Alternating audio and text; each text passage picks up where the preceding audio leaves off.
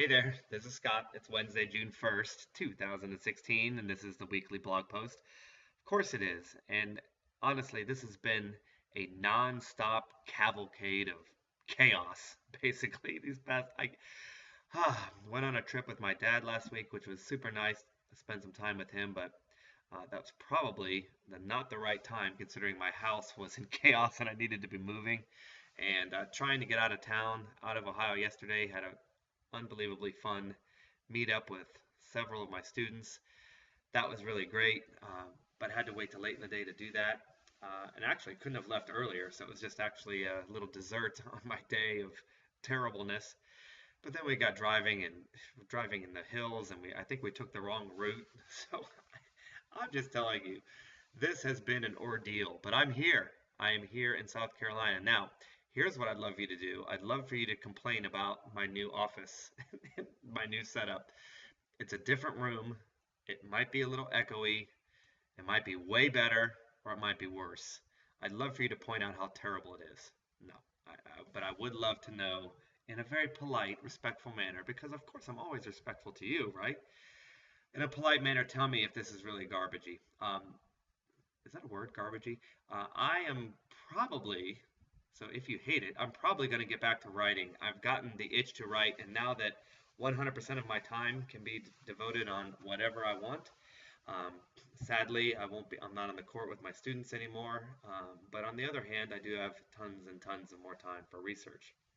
So again, very bittersweet as every single day has been. It's been one final note. It's been so sad leaving my students.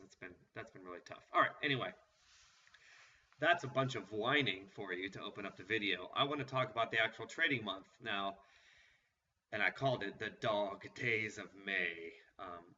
There's a quote from the Black Cabbie Trader. Have you ever heard of the Black Cabbie Trader?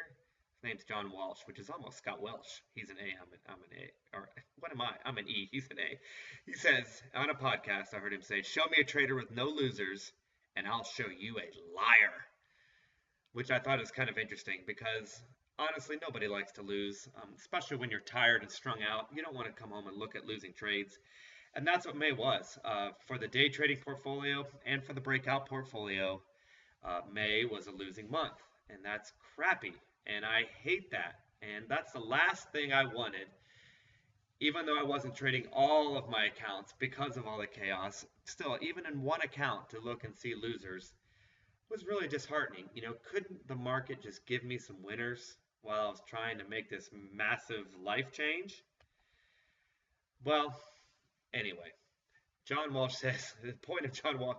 There's been a lot of whining in this video. John Walsh's point was, if you're going to be a great trader, guess what? You're going to have to lose. And, well, hooray then, May was a loser. Like I said, I hate losing months, but here's the catch in all this, is that if you really want to trade for a living, you need losers. What do you mean you need losers? Everybody hates losers. Well, here's what I mean. If you don't have losers, something really, really bad is going to happen to your trading. Do you understand? If you win a whole bunch in a row and you're making money hand over fist, which I don't know what that is. How do you put your hand over your fist? Anyway, if you're making a ton of money, something bad's going to happen. Oh, how do I know that? Well, strangely enough, in packing up all of my stuff and all of my research, I found the actual daily blog from my discretionary days back in 2010 when I was making money hand over fist. And guess what? Something bad was happening, although for me, it ended up not so bad. It ended up actually quite good. But that is the story I'm going to be telling in the weeks to come. The actual blow by blow with I think I'm going to scan and maybe show you the notes from my trading journal of what happens when you win a whole bunch in a row. The bottom line is this: you don't want to win a whole bunch in a row. In a strange, twisted way, if you want to trade for a living, if you want to have a robust system, you have to have losers. The most universally robust trading system ever, and I talked about it in Houston and I talked about it in videos, is trend following. And trend following loses all the time. You never win more than 40 or 50% ever. You lose and lose and lose. And yet that's the one that stands the test of time. So as much as I hate it, okay, and I hate losing, and I'm going to continue to try to minimize losing anytime I can. I promise you I will. But the weird thing is, if you don't have losing, at least some, then either you have made up stuff, Bernie Madoff. I just caught one of those Bernie Madoff. So did you see that on TV? I think it's on ABC. Kind of creepy. But anyway, if you don't have losers, something really bad's happening. So let's get to the charts first and then the spreadsheets for May. This is the day trading portfolio. Now, I was on vacation, quote unquote vacation. Wasn't really a vacation uh, because it was 27 holes of golf every day. That's hard to play that much golf, but my dad loves golf and we were having a good time and the weather was beautiful. But anyway, playing that much golf and having internet that didn't work, I couldn't even check the trades. But when I finally got internet to work, the main culprit of May being crappy was the old pound CAD. Now check this out. This is the joy of trading. This is super fun. You ready? There's no sarcasm there either. Well, there might be. All right, the trend is up, right? Let's get that off the screen. I don't even care about the RSI right now. Let's focus in on this right here. Okay. Look at this. The trend was up, so it took a trade on a retracement. Look at that. Whoa, look at that. Up and down. Okay, that's cool. Got in long, right? It's a long trade. Trend was up. Great to get in on a retracement. That's fundamental trading 101, people. Trend is up. Get in on a retracement. And look what happened. Now, this is the cool part. Check this out. It went, as soon as I took it, it went almost directly down into my stop loss, came down and tested that area again, and then ended up being a winner. However, in robot land, it gets out when it's supposed to get out. So that's a loser. That was a winner. And then, of course, after it showed what would have been the winner, it enters again. This trend was only slightly up, doesn't look nearly as good, and then it did a full stop out again. The basis of this day trading portfolio is that you don't lose very much. Your winning percentages are in the 60, 70, 80% range, and you hardly ever want to take full losers. When you take a full loser, meaning it goes all the way to the stop loss, right? Because some of these, if you get out on an RSI exit or a stochastic exit, for example, it comes back up and maybe it's a tiny loser. But when there is no upward momentum on your long trades at all, it just goes straight down. That's what I call a full loser. And when you go back-to-back full losers, that affects the entire portfolio. And yes, there are losers spread all around in the portfolio for May, but love you, pound CAD. Nice work here with these two trades, which is not really its fault. You can see that when the market does this stuff, these day trading robots, in fact, very few systems will ever work when it's up and down like this. Because if you're getting in on pullbacks and using fundamentally sound philosophies, this is not fundamentally sound. What is all this garbage? Oh, look, you had a little loser back here. Nice job, pound CAD in May. Woohoo! Loves it. Loves May. But anyway, so that was part of the problem. And then here's the overall spreadsheet, which isn't awful. And again, these are based on my TradeStation trading costs.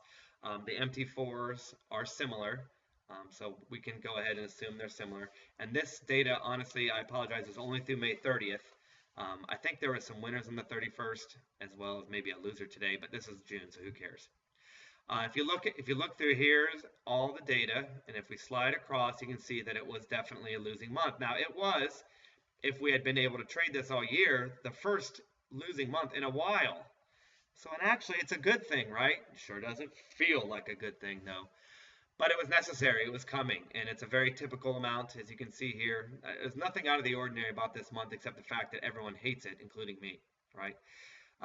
The one other thing I want to point out, and I'm going to be pointing out this in future posts and so forth, is that trading a portfolio is overall, I think, the best way to trade. Diversify. Yes, you should absolutely do that. But isn't it interesting, if you just traded the dollar yen robot, it's gone 1, 2, 3, 4, 5, 6, 7 months in a row with no losers.